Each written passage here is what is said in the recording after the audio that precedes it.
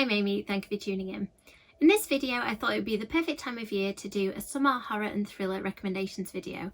I did a similar one last year which I will link in the description, but this year I decided to concentrate solely on horror and thrillers just because they're the genres that I enjoyed the most and they're the ones that I've been reading a lot recently. So some of these recommendations may have been in the previous video if they are favourites, but quite a lot of them are newer recommendations as well. So let's get into it.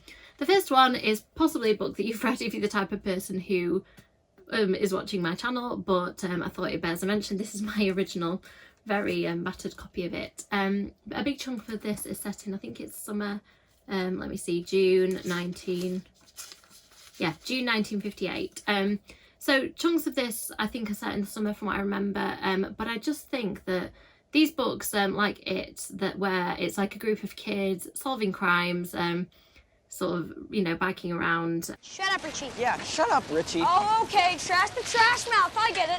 Hey, I wasn't the one scrubbing the bathroom floor and imagining that her sink went on Eddie's... In the case of this book, getting pulled into a horrible situation where they're being stalked by their greatest fears, and Pennywise.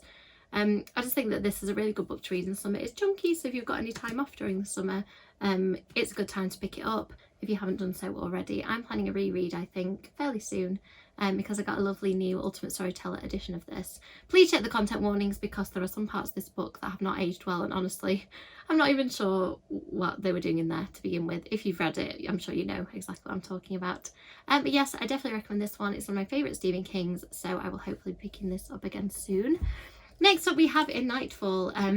This is a sort of loose Lost Boys retelling. Cry, little sister.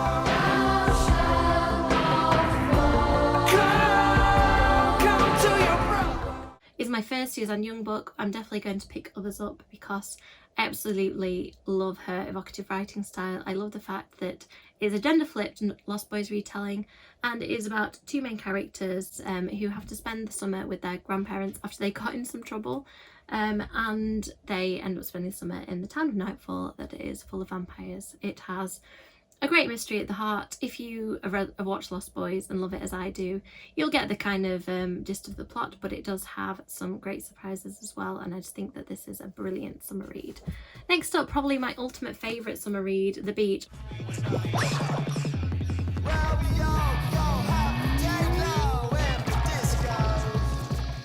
I first read this when I was a teenager. It's an adult thriller that has a very contemporary feel of the time, so it references like the Game Boys Richard plays, the videos he watches, so it probably feels like historical fiction at this point. But I just think it is a great book. It's set in Thailand. Richard is a backpacker in search of adventure. He hears a rumour of this fantastic beach that is untouched by tourists and society. So he goes there and joins this community that has sort of a sinister beating heart at its core, if you like. Things aren't as idyllic as they seem. It's a beautifully done book. It is very much one of those books where the main character feels like they're a real person. Richard's a really complicated, not always likeable character, and I just think it's great. One of my favourite books of all time. Next up, I couldn't do, a recommendations video like this without recommending my own book. Mina and the Undead is a book that a lot of people tend to read at Halloween, but I like the idea of reading it in the summer as well because it is set in the summer of 1995. Mina goes to spend the summer with her sister, so you've got the kind of the red hot New Orleans weather. I think that the heat and the mystery and the murder, it kind of all lends itself really well.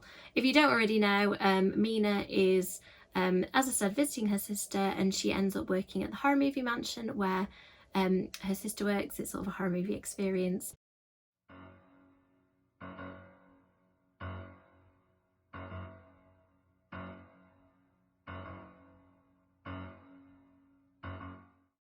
And she's having a great time and getting soaking up all the amazing things the city has to offer until she finds a dead body at work, and her sister is targeted as the main suspect.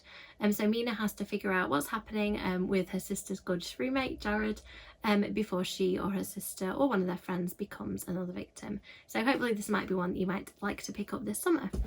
Next up, I'm not entirely sure if this is a Somerset one. Lying in the Deep is a thriller, a YA one, about a teen and and a bunch of teenagers who are doing a campus semester at sea. So because they're sort of visiting new places and it's like an extended holiday with some murder thrown in, I don't remember exactly when it was set, but it has that feel of a summer book to me and the kind of thing that I want to read when I'm on holiday.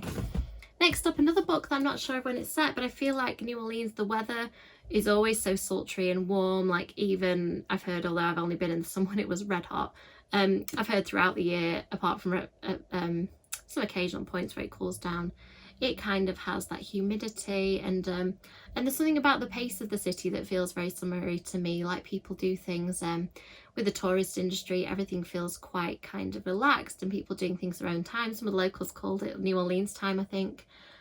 This is a great book where a girl is trying to find a cure for her father's cancer, and she decides that vampirism might be an option. Come on, vampires! Urgh, nasty!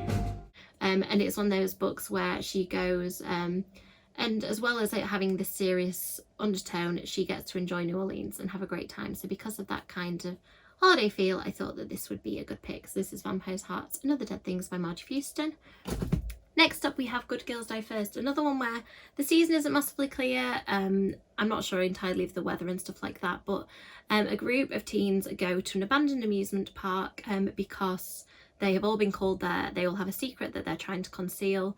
A mysterious somebody has called them there. They quickly are cut off from the outside world so that they can't leave this island. And the whole amusement park thing, it kind of harkens back to sort of summers at the beach for me. So I think that this is a really good summer rec. And next up, a definite summery feel is Lord of the Fly Fest by Goldie Moldovsky. In this one, a girl saves up to get festival tickets for what is supposed to be an absolutely amazing festival, gets there and nothing's happening and the festival doesn't appear to exist. So she's trying to figure out what on earth is going on. Meanwhile, all these influencers don't want to lose face, so they are pretending the festival is actually going on. They're having a great time. So it kind of uses social media and uses some bits of mixed media. It uses some mixed media. And it's just really fun, well done thriller, as Goldie Moldovsky's always are. My next recommendation is This Delicious Death by Kayla Cottingham. I read this one recently and really enjoyed it. It is about a society where people have kind of been divided into those who developed a taste for human flesh and those who haven't. And basically people have found ways around it, like a synthetic flesh has been developed, a bit like True Blood where the synthetic blood has been developed. So during an event called Halloween, these people discovered that they had a taste for human flesh. And this group of girls who are Hollow Girls are going to a music festival.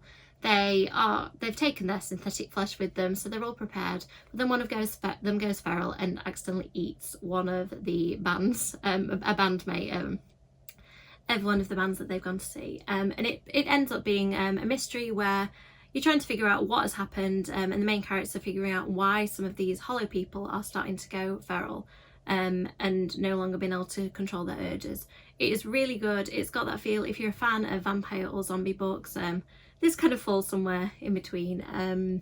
It's kind of a cannibalism book, I guess, but it's really funny. It's dark. I'd describe it as like a dark comic mystery with some sapphic romance too, which was a nice surprise. I didn't know that was going to be in there. So that is it. That is my summer recommendations video. I hope that you enjoyed it. I hope you might have found heard about some favourites that you agree with, and also maybe found some new recommendations. So let me know in the comments if you think that there are any books that I missed that I would enjoy reading, or if there are any on that list that you think sound really good. And thank you so much for watching. As always, likes and subscribes are really appreciated, and I will see you in the next video. Bye!